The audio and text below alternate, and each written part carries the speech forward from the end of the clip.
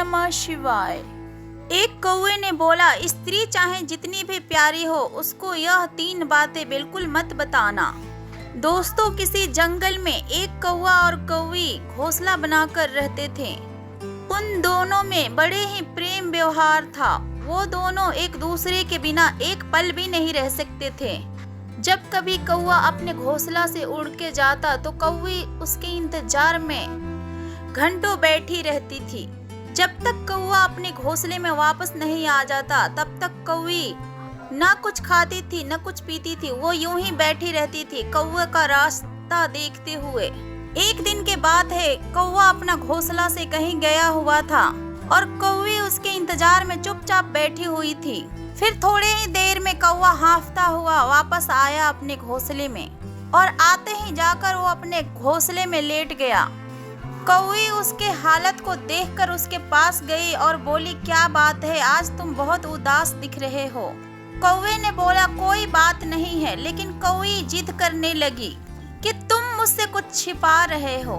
बार बार कौवी की जिद करने के वजह से कौवे ने बोला कि यदि तुम मुझसे कुछ पूछना ही चाहती हो तो उससे पहले मैं तुम्हें एक कहानी सुनाता हूँ। उस कहानी को तुम ठीक से समझ लो, उसके बाद तुम्हें जैसा उचित लगे तुम वैसे ही करना। कौवा फिर कहानी सुनाने लगा कि एक राज्य में एक राजा और एक रानी रहते थे। राज्य में हर तरीके की सुख सुविधाएं थी। घोड़े, दास दासियां, अनेकों तरीके की धन दौलत, उनके पास सब कुछ था। यदि उनके पास कुछ नहीं था तो वो था संतान। इसी कारण से राजा और रानी दोनों बहुत ही चिंतित रहते थे। उस राजा रानी ने अनेकों तरीकों का धार्मिक अनुष्ठान किया, मंत्र किया, जप किया और अनेकों तरीके का पूजा पाठ किया, लेकिन फिर भी कोई फायदा नहीं हुआ। राजा रानी दोनों बुढ़ापे की ओर बढ़ते गए। एक दिन के बात है कि राजा रानी यह सोच करके चिंता में व्याकुल होने लगे कि अब यह राज्य का क्या होगा। हमारे राज्य का कौन वारिस बनेगा। हमारा इतना बड़ा राज्य है, इसे कौन संभालेगा, कौन लेगी हमारा प्रजा का जिम्मेवारी। राजा और रानी दोनों दिन रात इसी चिंता में घुलने लगे। उनको खाने पीने की भी सुध नहीं रहती थी। एक दिन सुबह की बात है कि राजा के दरबार में एक साधु आ जाता है और दासी दौड़ करके रानी के पास जाती है। फिर रानी कहती है कि ये मेरे अंतिम दान धर्म है, इसके बाद मैं अपने हाथों से कोई दान नहीं करने वाली। रानी चावल से भरा हुआ एक कटोरा हाथ में लेकर बाहर आती है और साधु के झोले में भिक्षा को डाल देती है। रानी के चेहरे में छाई हुई बेकुलता को देखकर साधु पूछता है, हे रानी, क्या हुआ आपको, आप इतना दुखी क्यों हो। रानी साधु को सारे बात बताने लगी रोते रोते। उस साधु को उस रानी पर दया आ गई और कुछ पल गंभीर होने के बाद कहने लगा कि चिंता मत करो रानी, आपकी संतान होगी, आपकी इच्छा पूरी हो जाएगी। आपके कोख से एक पुत्र जन्म लेगा।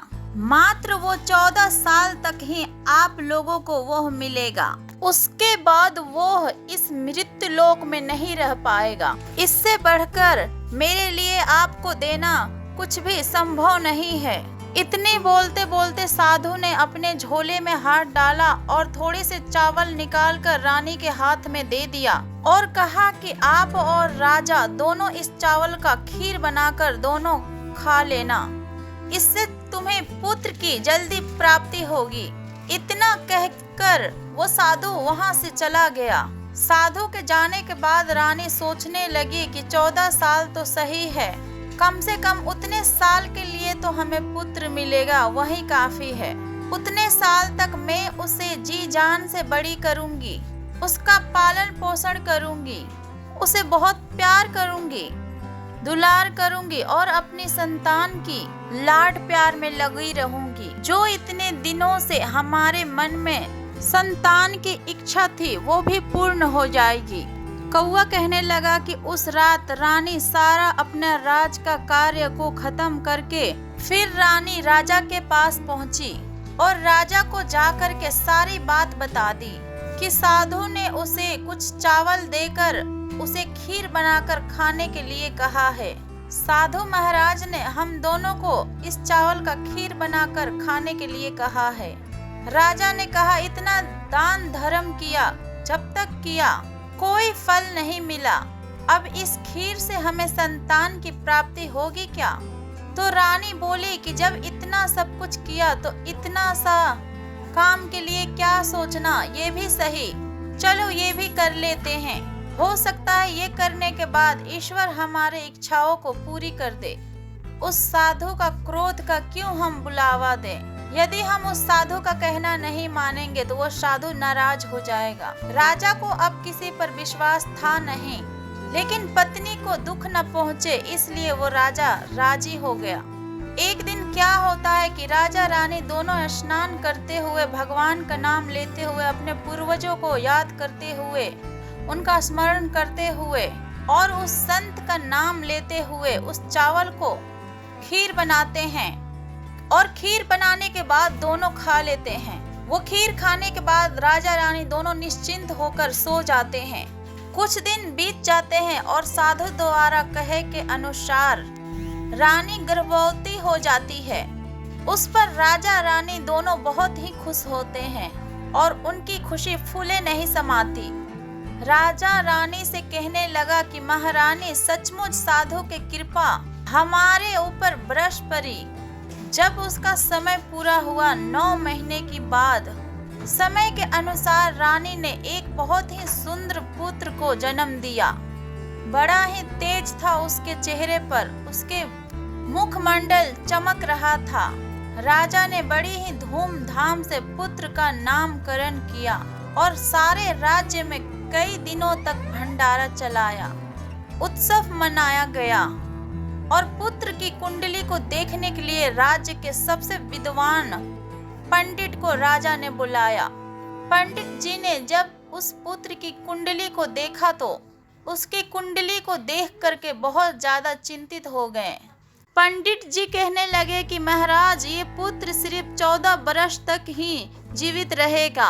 राजा को इस बात की भनक भी नहीं थी और रानी को इस बात की याद आ गई जो साधु ने उससे कहा था और राजा रानी दोनों चुप हो जाते हैं, चकित होके खड़े हो जाते हैं। उसके बाद राजा और रानी दोनों मिलकर अपने पुत्र को बड़े ही लाड प्यार दुलार से उसका परवरिश करने लग जाते हैं। उस बेटे का हर ख्वाहिश, हर जिद को वो पूरे करते रहते हैं और बड़े ही लाड प्यार से उसका पालन पोषण करते हैं। वो दोनों ये सोचकर खुश रहते हैं कि चाहे थोड़े ही समय के लिए सही, हमारे संतान की मुराद थी वो हमारे लिए भगवान ने पूरी कर दी। इस बात को वे दोनों हमेशा अपना किस्मत मानते थे। वो पुत्र दिन पे दिन बड़ा होता गया और वो जब 7 साल का हो जाता है और फिर राजा उसे सारी विद्याएं और मंत्र सिखाते हैं, जैसे कि घोड़सवारी आदि सब कुछ उसे सिखलाते हैं जो उसे सीखना चाहिए, जो उसके शिक्षा के लिए होगी। राजा उस बच्चे को सब कुछ सिखलाता है, विद्याओं का भी शिक्षा करवाते हैं। जब वह सब शास्त्र और विद्या में पारंगत हो जाता है, जब वो 12 साल का हो जाता है वो बालक, तब अच्छी सी कन्या को देखकर और उस बालक का विवाह करा दिया जाता है। और उसके बाद 3 साल बीत जाते हैं। जब बेटा 15 साल का हो जाता है तो फिर एक दिन वो राजपुत्र राजा से कहता है कि पिताजी, मैं अपने राज्य को घूम करके देखना चाहता हूँ। आज तक मैंने इस राज दरबार के अलावा और इस महल के अलावा बाहर कुछ भी नहीं देखा है। बेटे की बात को सुनकर राजा बड़ा परेशान हो जाता है, क्योंकि पुत्र का 14वां साल शुरू हो गया था।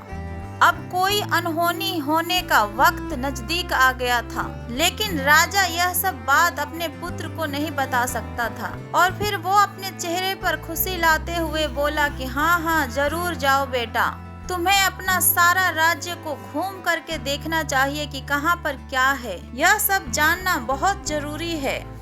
कल मेरे बाद तुम्ही को इस राज्य का राजा बनना है। मात्र तुम इस बात के ध्यान रखना, तुम जहाँ जा रहे हो, क्या कर रहे हो, यह बात अपने पत्नी को कभी मत बताना। पुत्र कहता है, ठीक है पिताजी, आपने जैसे बोला मैं वैसा ही करूँगा। एक दिन क्या होता है कि राजपुत्र दिन भर अपने पत्नी के साथ मौज मस्ती करता है, खुशियाँ मनाता है और फिर रात को ठीक 12 बजे बिस्तर से उठकर बाहर चला जाता है। फिर सुबह होने से पहले अपने महल में वो वापस आकर अपने बिस्तर पर सो जाता है। ऐसे बहुत दिनों तक चलता रहा। अब पुत्र का 14वां साल समाप्त होने में बस कुछ ही दिन शेष रह गया था। एक दिन के बात है, उसकी पत्नी छोटी रानी रात में जाग जाती है। रानी देखती है कि बिस्तर पर राजकुमार नहीं है और उसके बाद वो महल में सब जगह देखती है, उसे खोजती है, पर वो फिर भी कहीं नजर नहीं आता है। क्या करेगी, किससे कहेगी? वो फिर चुपचाप रहती है। फिर सुबह होने पर देखती है कि उसके पति अपने बिस्तर पर सोया हुआ है। वो पति से कुछ नहीं पूछती, लेकिन फिर दूसरी रात वैसे ही होता है, तीसरी रात, चौथी रात, ऐसे ही कई दिनों तक चलता रहता है। रानी ऐसे अपने पति का व्यवहार को देखकर बहुत चिंतित हो जाती है, उदास हो जाती है। पति रात को कहाँ जाता है, क्या करता है, किससे मिलता है, उसके मन में अनेकों तरीकों का सवाल उठता है, लेकिन ये बात उससे पूछने में उसको डर लगता है। शायद पत्नी के पूछने में पति को गुस्सा आ जाए और वो गुस्से में आकर के कुछ भी कर बैठे। सास ससुर से पूछने को सोचा तो फिर उसका कुल मर्यादा बीच में आ जाती है। फिर वो सोचने लगती है कि इस बात को अपने सास ससुर से क्यों पूछूं। इसी तरह वो मन ही मन में घुटती रहती है और फिर उसे खाने पीने में किसी प्रकार की दिलचस्पी नहीं रहती। धीरे धीरे वो एकदम से दुबली पतली होकर कमजोर हो जाती है। एक दिन की बात है कि उस राजमहल में एक फूल बेचने वाली बूढ़ी औरत आ गई। वो अक्सर छोटी रानी को फूल देने के लिए महल में आया करती थी। उस बुढ़िया का ध्यान छोटी रानी पर चली जाती है। वो बुढ़िया फिर छोटी रानी से पूछती है कि बेटी क्या बात है, तुम क्यों दुखी हो? मैं इस तरह से रोज तुम्हें देखती जा रही हूँ कि तुम सूख कर कांटा होती जा रही हो। रानी कहने लगी कि क्या बताऊँ तुम्हें अम्मा, तुम्हारा ये जो राजपुत्र है वो प्रत्येक दिन अपने बिस्तर से रात को उठकर कहीं चला जाता है और सुबह होने से पहले ही अपने बिस्तर पे आकर सो जाता है। वो कहाँ जाता है, किससे मिलता है और कौन सी उसकी प्रेमिका है, ये सब बातें सोचकर मेरा मन बड़ा दुखी होता है। उसी दुख और चिंता के कारण मैंने खाना पीना सब कुछ छोड़ दिया है और इसीलिए सूख करके मैं कांटा बन गई हूँ। बुढ़िया उसकी सारी बात सुन करके एक उपाय उसे बताती है। बोलती है कि बेटी आज रात तुम सोना मत, उसके पीछे जाकर देखना कि वो कहाँ जाता है और क्या करता है, किससे मिलता है, और ठीक से पहरेदारी करना। रानी बोलते हैं यदि मुझे नींद आ गई तो फिर क्या करूँगी? वो बूढ़ी औरत कहती है कि तुम्हें नींद ना आए इसलिए एक काम करना, अपनी कानी उंगली में छोटा सा जख्म बना लेना और थोड़ी सी मिर्च लगाकर उस पर छिड़क देना। उससे तुम्हें बहुत जलन होगी और उसके पीड़ा से तुम्हें रात भर नींद नहीं आएगी। रानी बुढ़िया के कहने के अनुसार अपनी उंगली में एक छोटा से घाव को बना करके उसमें थोड़ा सा मिर्च लगा लेती है और उसको नींद नहीं आती है। और थोड़े देर बाद जब वो सो जाती है और दूसरे दिन बुढ़िया फूल लेकर आती है, उसके महल में पहुंचती है और फिर पूछती है रानी से कि क्या हुआ बेटी, क्या तुम देख पाई कि तुम्हारा पति कहाँ जाता है? फिर रानी बोलती है नहीं अम्मा, पहले मुझे उस वक्त जलन के कारण नींद नहीं आई, लेकिन जैसे ही जलन शांत हुई उसके बाद मैं तुरंत सो गई। फिर उसके बाद मुझे पता नहीं चला कि क्या हुआ। उसके बाद बुढ़िया बोलती है कोई बात नहीं, आज तुम उंगली में उससे थोड़ा ज्यादा बड़ा जख्म बना लेना और फिर उस पर ज्यादा मिर्च लगा लेना। रानी फिर उस रात ऐसे ही करती है, लेकिन वो सिर्फ पति को घर से बाहर निकलने तक ही जाग पाई। वो उसके पीछे ना जा सकी, क्योंकि उस समय तक उसकी आंखें मूंद चुकी थी, उसे नींद आ चुकी थी। दूसरे दिन वो बुढ़िया फिर आती है उस महल में और फिर रानी से पूछती है। तो फिर रानी कहती है कि अम्मा, आज भी मैं उसकी पहरेदारी नहीं कर पाई। वो रोते रोते इस बात को बुढ़िया से बोलती है। फिर बुढ़िया कहती है कि बेटी, सब कुछ ठीक हो जाएगा, तुम आज रात जख्म को और बड़ा करना और उस पर ज्यादा मिर्च के साथ नमक भी लगा लेना, और फिर एक काम और करना, वो जब जाने के लिए निकलता है तो उसका रास्ता रोक करके उसके सामने खड़े हो जाना। बुढ़िया ने जैसा बताया रानी वैसे ही करती चली गई। आज रात उसे नींद नहीं आ रही थी। पति 12 बजे बिस्तर से उठकर जब महल से निकलने के लिए आगे बढ़ता है तो फिर रानी उसके सामने आकर बुढ़िया के बताए हुए तरीकों से अपने पति का रास्ता रोक देती है और उसके सामने खड़ी हो जाती है और कहती है कि तुम कहाँ जा रहे हो, मुझे ये बताओ, उसके बाद में आप कहीं जाना। पत्नी को इस तरह आगे खड़े देख करके राजपुत्र उसे बहुत समझाने की कोशिश करता है। पति कहता है, देखो, यदि मैंने तुम्हें ये बात बता दूंगा तो मैं तुम्हें दोबारा नहीं मिल पाऊंगा। चाहे ना मिल पाओ, लेकिन आप रात के समय कहाँ जाते हो, क्या करते हो, किससे मिलते हो, यह पहले बात मुझे बता दीजिए। वो राजपुत्र अपने पत्नी के सामने बिल्कुल असहाय हो जाता है। पत्नी के जिद के आगे उसकी एक नहीं चलती। ठीक उसी समय उसका 14वां साल शुरू होने वाला था, 15वां साल लगने वाला था। फिर वो कहता है, जाने दो। कुछ चावल लेता है वो राजपुत्र और अपने पत्नी के हाथों में देते हुए बोलता है, इन चावलों को अपने दोनों हाथों में मुट्ठी में पकड़ लेना। पहले दाएं हाथ में पकड़े हुए चावल को मेरे ऊपर फेंक देना। मैं कौन हूँ तुम्हें पता चल जाएगा। बाद में बाएं हाथ में पकड़े हुए चावल को मेरे ऊपर फेंकना। मैं जैसा था तुम्हें मिल जाऊंगा, लेकिन यदि तुम बाएं हाथ के चावल मेरे ऊपर फेंकना भूल गई तो फिर मैं तुम्हें कभी नहीं मिल पाऊंगा। तुम इतना याद रखना। रानी बड़े ही विश्वास के साथ अपने दाएं हाथ में पकड़े हुए चावल को अपने पति के ऊपर फेंक देती है। वह जो राजपुत्र था एक घोड़े में परिवर्तित हो जाता है। एक सफेद घोड़ा, लंबी गर्दन, और देखते ही देखते वो बहुत तेजी से दौड़ने लगता है। रानी उस घोड़े को देखकर एकदम से घबराती है और पति जो बाएं हाथ के चावल उस पर फेंकने के लिए कहा था वो सब बात रानी भूल जाती है। उसके आंखों के सामने ही वो घोड़ा महल से हनहनाकर बाहर निकल जाता है। घोड़ा जब महल से बाहर जाता है तो फिर वो वापस नहीं आता है और उसके बाद रानी को बड़ा पश्चाताप होता है। वो स्वयं को कोसने लगती है, लेकिन अब उससे उनका कोई फायदा नहीं होने वाला था। राजपुत्र अब वापस नहीं आने वाला था। जब सुबह होती है तो महाराज और महारानी को सब बात पता चलती है और फिर उन्हें बहुत दुख होता है। वो बिस्तर पकड़ लेते हैं और फिर अपने बेटे का इंतजार करने लगते हैं कि एक दिन उनका बेटा वापस आएगा। बस यही दोनों सोचते रहते हैं। इसी तरीके से 1 दिन, 2 दिन और महीनों बीत गया। 2 महीने बीत गए, 3 महीने बीत गए, आखिर धीरे धीरे 6 महीने पूरे हो गए। राजपुत्र का अभी तक कोई प्रकार का पता नहीं था कि वो कहाँ है। राजा अपने पुत्र को ढूंढने के लिए गांव-गांव से सिपाहियों को भेजता है, फिर भी उससे कोई सफलता नहीं मिलती।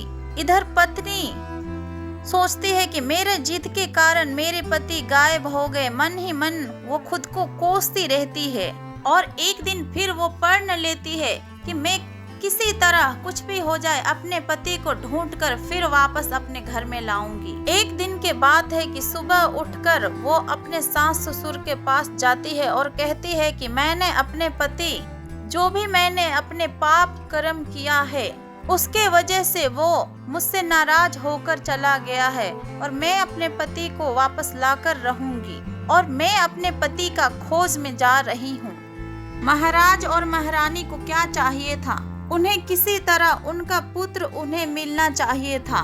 वो बहू को जाने के लिए आज्ञा दे देते हैं। फिर कहते हैं कि बेटी, तुम्हें जो करना है वो करो, जहाँ जाना है वहाँ जाओ, लेकिन हमारे बेटे को वापस लेकर आओ, भगवान तुम्हें कामयाबी दे। रानी क्या करती है कि वो शाही भेष को बदल करके एक सेठानी बन जाती है और थोड़े से अपने दासियों और नौकरों के ले करके और थोड़े से सामान हाथ में उठा करके राज्य के सीमा पर जाती है और वहां पर एक बड़ा सा भोजनालय खोल देती है। वहां आने वाले सारे यात्रियों को वो मुफ्त में खाना खिलाने लगती है और उसके बाद वो बोलती है कि तुम्हें जो खाना खाना है उसके लिए बस एक शर्त है, तुम्हें उसके बदले कोई अजीब चीज के बारे में बतानी होगी, जैसे कि मैंने वहाँ कुछ अजीब चीज देखा है, यहाँ वो आया है, यहाँ से वो गया है, यहाँ पे मैंने कुछ अजीब चीज देखी है, ऐसे बताकर तुम्हें यहाँ पर मुफ्त खाना खाने को मिलेगा और तुम मुफ्त में खाना खाकर यहाँ से जा सकते हो। वैसे ही लोग आते और कुछ अजीब अजीब से बातें बताते रानी को और फिर वहाँ से मुफ्त में भरपेट खाना खा के रोज चले जाते। लेकिन रानी को कुछ भी हाथों नहीं लगा था, जो उसको चाहिए था, जो खबर उसको चाहिए था वो उसे नहीं मिल पा रही थी। फिर एक दिन ऐसे ही हुआ, रानी के घर में जो बुढ़िया फूल लेकर जाती थी उनके बेटे और बहू थी।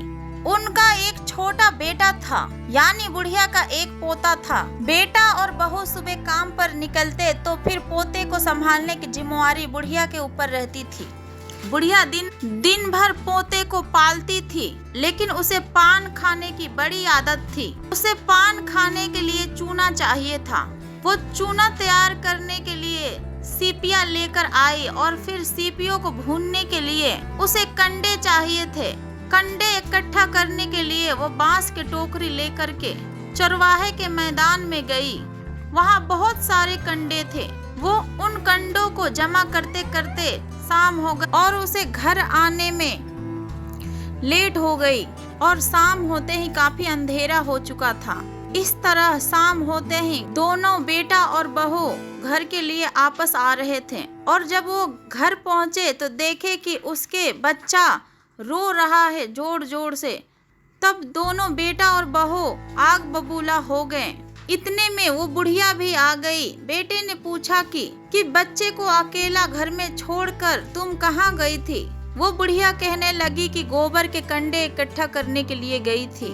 इसी बात पर उसके बेटे ने कहने लगा, दोबारा बच्चे को घर पे अकेला छोड़ के यदि तुम कहीं गई तो फिर मैं तुम्हें बहुत मारूंगा। बुढ़िया कहने लगी कि नहीं बेटा, फिर कभी ऐसा नहीं करूंगी। दूसरे दिन फिर बुढ़िया वो बात को भूल गई और फिर किसी चरवाहे के मैदान में जाकर कंडे इकट्ठे करने लगी। शाम होती है और जब बेटा बहू अपने काम को खत्म कर वापस घर को आते हैं और फिर देखते हैं कि आज भी उसका बच्चा रो रहा है और घर पे अकेला है। अब उसके बेटे के जो सहन शक्ति थी वो समाप्त हो गई और बुढ़िया के आपस आने पर वो दोनों बेटा बहू उसे घर से निकाल देते हैं। बुढ़िया रात भर घर के बाहर अंधेरे में बैठी रही और सुबह होते ही टोकरी लेकर कंडे इकट्ठा करने के लिए घर से निकल गई। उस दिन मानो उसके ऊपर कंडे इकट्ठा करने का पागलपन सवार था। वहाँ कंडे इकट्ठा करते करते कब अंधेरा हो गया, सुबह से शाम हो गया, उसे कुछ भी पता नहीं चला।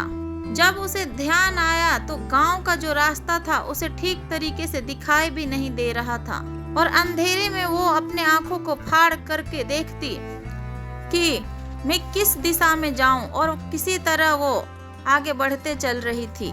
फिर क्या हुआ, एक कबला गाय जिसके गले में घंटी लगी हुई थी, पैरों में पाजेब था, वो छन छन करती हुई और वो बुढ़िया के सामने आ गई। फिर वो बुढ़िया ने सोचा कि मैं इस गाय के पीछे पीछे जाऊंगी तो गांव तक अवश्य पहुंच जाऊंगी। यही बात सोचकर वो बुढ़िया उसके पीछे पीछे चलने लगी।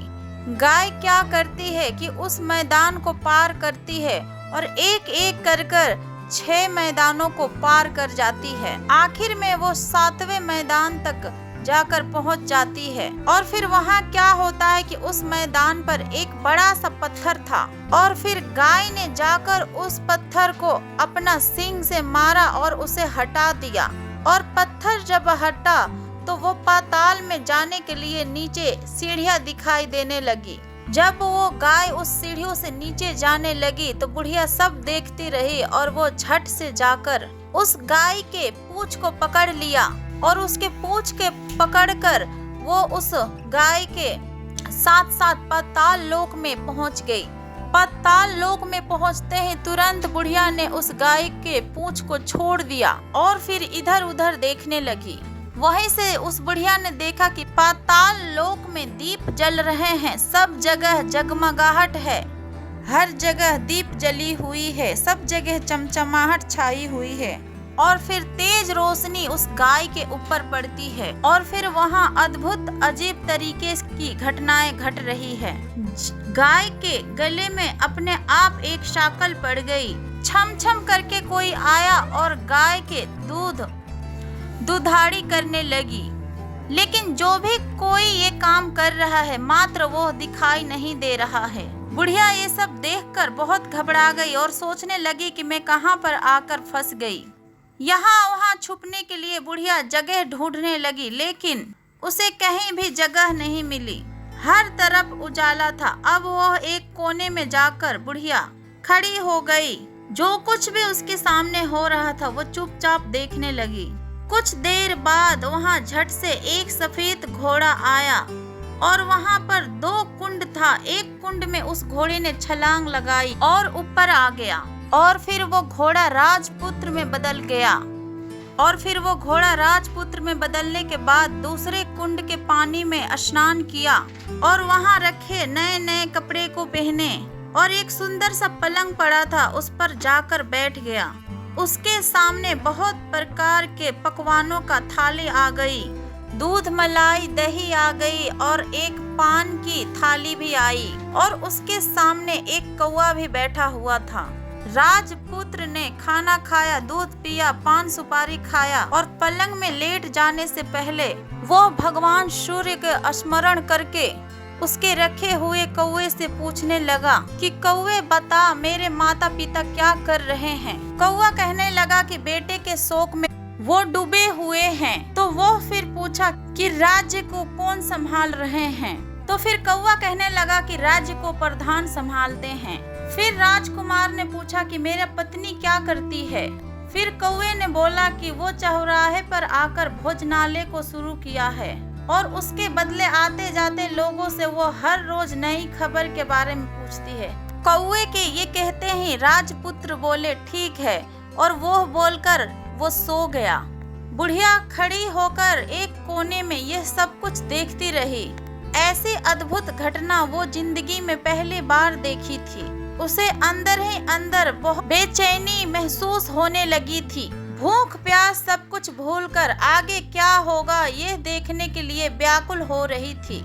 लेकिन उसके बाद और कुछ घटनाएं नहीं घटी। इसी तरीके से रात बीत गई, फिर सुबह हो गई। फिर सुबह होते ही वो पलंग पर सोया हुआ राजकुमार उठा और फिर से पहले वाले कुंड में छलांग लगाई और फिर से घोड़ा बनकर वो कुंड से बाहर आ गया और बाहर आते ही वो तेजी से उस पाताल नगरी से बाहर निकल गया। लेकिन वो कहाँ गया बुढ़िया को कुछ पता नहीं चला। फिर पिछली रात की तरह कोई उस गाय का छम छम करके दूध दूहने लगा।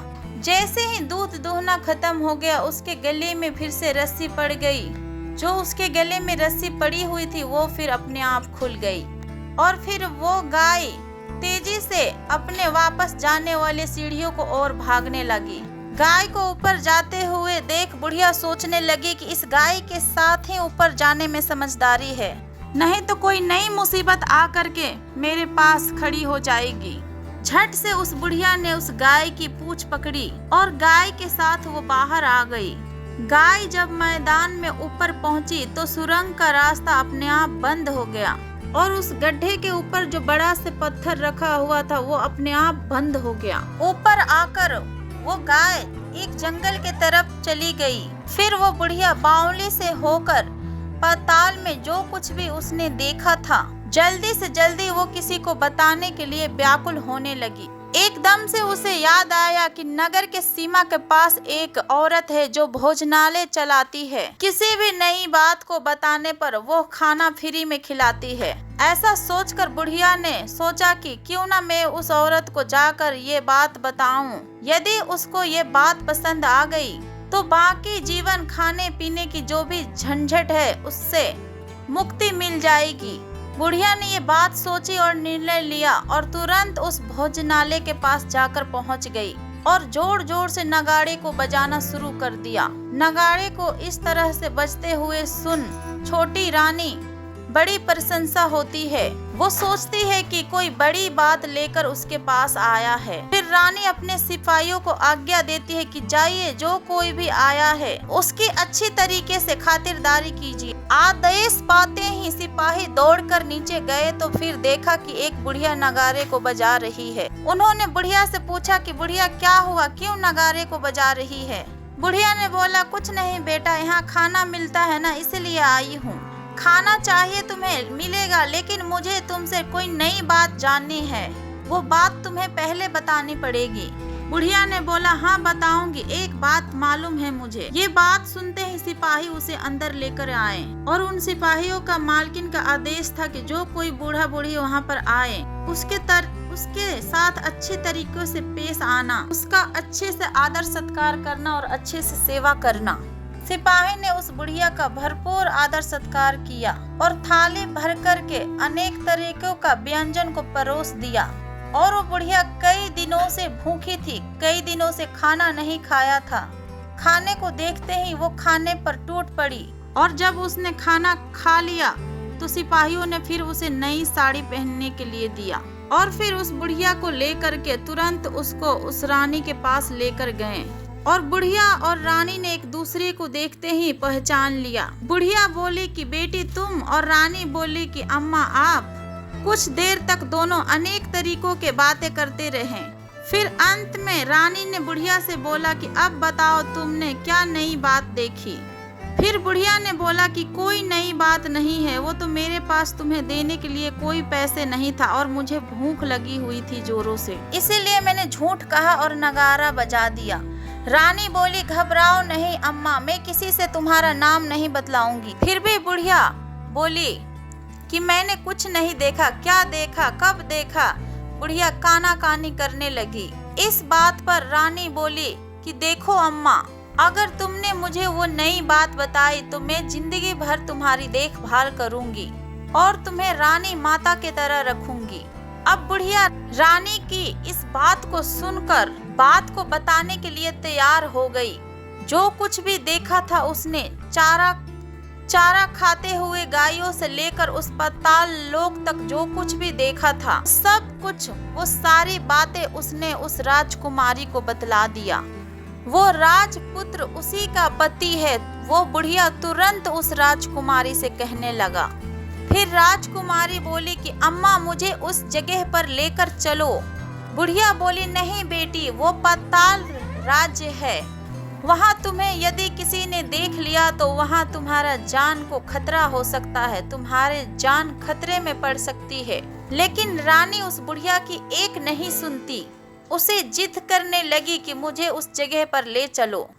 आखिर में वो बुढ़िया ने रानी का कहना मान लिया और फिर कहने लगी कि ठीक है, मैं तुम्हें वहाँ पर लेकर चलती हूँ, पर आज नहीं, कल तुम वहाँ पर चलना। हमें वहाँ पर शाम को ही जाना होगा। दूसरे दिन शाम को रानी उस बुढ़िया के साथ उस मैदान पर गई और फिर एक जगह छुपकर उस गाय का आने का इंतजार करने लगी। जब शाम हुई, अंधेरा होने लगा तो गाय फिर हमेशा की तरह वहां पर आई। मैदान के उस कोने पर जाकर उसने सींग से पत्थर को मारा और झट से पत्थर हट करके सुरंग में जाने का रास्ता खुल गया। गाय उस रास्ते से उतरकर नीचे जाने लगी तो बुढ़िया ने बोला रानी से कि आगे बढ़ो बेटिया, हम इस गाय के पूंछ पकड़कर नीचे जाएंगे। वहीं रानी और बुढ़िया दोनों गाय का पूंछ पकड़कर पाताल लोक में पहुंच जाते हैं और फिर बुढ़िया पहले की तरह कोने में छुप जाती है। कोने में छुपकर देख रही थी, जैसे उस दिन पहले घटनाएं हुई थी वैसे ही उसी तरह सब घटनाएं हो रही थी। गाय के गले में अपने आप रस्सी पड़ गई। कोई अदृश्य आदमी आकर उस गाय के दूध को दूहने लगी और उसके बाद सफेद घोड़ा आकर एक कुंड में छलांग लगाया और उसके बाद राजपुत्र के रूप में वो बाहर आया। राजपुत्र दूसरे कुंड में नहाने के बाद उससे सामने रखी थाली आ गई, खाने के से भरी हुई, और दूध की प्याली आ गई और पान सुपारी आ गई। राजपुत्र सब खाने के बाद और पान खाने के बाद सोने के लिए अपने पलंग पर गया और सोने से पहले सूर्य देव के नाम लेकर अपने सामने बैठा हुआ कौवे से फिर पूछा, कौवे कौवे कौवे कर मेरे माता पिता इस समय क्या कर रहे हैं? कौवे ने कुछ जवाब नहीं दिया, बल्कि वह उदास हो गया। राजपुत्र को कुछ अघटित हो गया, उसे संदेह हो गया। फिर राजपुत्र सोचा कि जो कुछ होता है होने दो, यह सोचकर और बोलकर वो सोने चला गया। और उसके बाद रानी का संयम छूट गया और वो दौड़कर अपने पति के पास गई और उसके पैर पकड़ने के लिए आगे बढ़ने लगी। और फिर राजपुत्र अपने पत्नी को पहचान गया और फिर वो झट से पीछे हटा। उसने बोला कि नहीं नहीं, मुझे मत छूना वरना सर्वनाश हो जाएगा। रानी अपने दोनों हाथ को जोड़कर अपनी भूल की माफी मांगने लगी। मुझसे बड़ी भूल हो गई, मुझे आपसे कुछ नहीं पूछना था कि आप रात में कहाँ जाते हो, क्या करते हो। मुझे मेरी भूल की सजा मिल गई है। अब फिर आप अब वापस मेरे साथ अपने घर चलो। आपके वियोग में आपके माता पिता ने बिस्तर पकड़ लिया है, वो दोनों सूख करके कांटा हो गए हैं और आपकी पूरी प्रजा बड़ी दुखी है। उस पे राजपुत्र कहने लगा कि वही तो एक बार तुम गलती कर बैठी हो, अब दोबारा मत करना, नहीं तो तुम्हें जो दिख रहा हूँ वो भी नहीं दिखूंगा। रानी रोने लगी, जोर जोर से जमीन पर सर पटकने लगी। राजपुत्र के मन में रानी के लिए दया आ गई। वो बोले कि यदि तुम मुझे पाना चाहती हो तो तुम्हें एक काम करना होगा। ये काम बड़ी कठिन है, लेकिन वो काम तुम्हें अकेले ही करना होगा। रानी ने बोला, कहो, जितना भी कठिन होगा वो काम, मैं उसे पूरा अवश्य करूंगी। उस राजा ने बोला कि इस पाताल से बाहर जाते ही तुम्हें एक बहुत बड़ा घना सा जंगल मिलेगा और उस तरीकों से 6 जंगलों के पार करने के बाद जब 7वां जंगल आएगी, तब उस 7वें जंगल के बीचों बीच में एक बड़ा सा बरगद का पेड़ है। उसके आसपास जगह जगह पत्ते, कांटे, फंदाएं, झाड़ियां, बहुत सारी चीज वहाँ पर फैली हुई है। वहाँ पे बाघ, भालू, जानवर, जंतुएं आकर विश्राम करते हैं। वहाँ पे सब प्रकार के जानवरें रहते हैं। तुम्हें उन सभी को भगा करके वहाँ से और उस जगह को बिल्कुल साफ करके उस जगह को गोबर से नीप कर बिल्कुल शुद्ध बनाना है। और उसके बाद वहाँ पे रंगोली सजा करके वहाँ पर धूप, दीप, अगरबत्ती जला करके और कुमकुम से पेड़ के तने को पूजा करना है और दूध दही से बने चावल का भोग चढ़ाना है। यह सब तुम्हें दोपहर के 12 बजने से पहले करना होगा और 12 बजे से पहले तुम्हें वहाँ पर बैठ करके सूर्य भगवान का मंत्र का जाप करना है। ठीक 12 बजे सूर्य भगवान का रथ वहाँ पे आकर उतरेगा और वो सब कुछ देखकर जब खुश हो जाएंगे और कहेंगे कि जिस किसी ने भी ये सब किया है, मैं उसे मनचाहा वरदान देना चाहता हूँ। ऐसा सुनकर तुम उसके पास जाना और उसके रथ के दाहिना घोड़ा को मांग लेना, मैं तुम्हें मिल जाऊंगा। इतना कह करके वो राजपुत्र अपने पलंग पर जाकर सो गया और फिर छोटी रानी सुबह होने की इंतजार करने लगी। सुबह होते ही वो गाय की पूंछ पकड़कर वो बुढ़िया और रानी वापस ऊपर आ गई। ऊपर आने के बाद वो बुढ़िया से कहने लगी कि अम्मा, मैं अब अकेले आगे जाऊंगी, तुम भोजनालय को वापस चली जाओ। वो रानी जंगल में जाकर के राजपुत्र के बताए गए द्वारा सारी बातों को ढूंढने लगी और उस जगह पर पहुंचकर स्वयं सब कुछ झाड़ियों को काटने के बाद वहां पर साफ सफाई शुरू कर दिया। और जैसे ही उस राजपुत्र ने उससे कहा था, वैसे ही उस जगह को साफ कर नीप पोत कर और चंदन, धूप, अगरबत्ती कर दूसरे दिन सुबह होने से पहले उसने वहां पर जाकर सब कुछ कर दिया और वहां पर बैठकर वो भगवान सूर्य के स्मरण करने लगी। जैसे कि उसके पति ने बताया था कि दोपहर के ठीक 12 बजे सूर्य भगवान का रथ उस स्थान पर आकर रुक गया। सूर्य भगवान ने जब रथ के नीचे देखा, सुगंधित वातावरण को देखकर वो प्रसन्न हो गए कहने लगे कि जो कोई भी इस काम को किया है वो मेरे सामने आकर मुझसे मन चाहा वरदान को मांग ले, सो उसे मैं अवश्य दूंगा।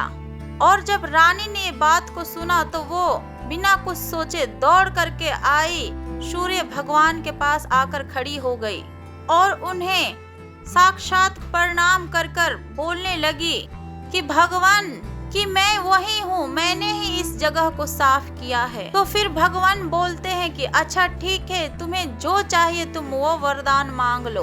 तो फिर रानी बोलती है कि भगवान मुझे आपके रथ का दाहिना घोड़ा चाहिए। सूर्य भगवान बोले कि नहीं नहीं, मैं तुम्हें नहीं दे सकता, मैं किसी भी तरह से ये तुम्हें रथ का घोड़ा नहीं दे सकता। मेरे रथ में 12 घोड़े हैं, तुम चाहो तो कोई और घोड़ा को मांग लो, लेकिन यह दाहिना घोड़ा मत मांगो, वह मैं तुम्हें नहीं दे सकता। छोटी रानी ने एक भी नहीं सुना और वो सूर्य देव से एक ही बात को कह रही थी। वो बोल रही थी कि हमें कुछ भी नहीं चाहिए, जो भी हो आपका रथ का, बस सिर्फ हमें दाहिना घोड़ा ही चाहिए। वो सूर्य भगवान के कदमों में गिर के बोलने लगी कि मैं यहीं पर अपने जान दे दूंगी। सूर्य भगवान के पास धर्म संकट पड़ गए। उन्होंने आशीर्वाद देने का वचन दे दिया था और वो अपने वचन से पलट नहीं सकते थे। उन्होंने कहा ठीक है, मैंने दे दिया तुम्हें घोड़ा।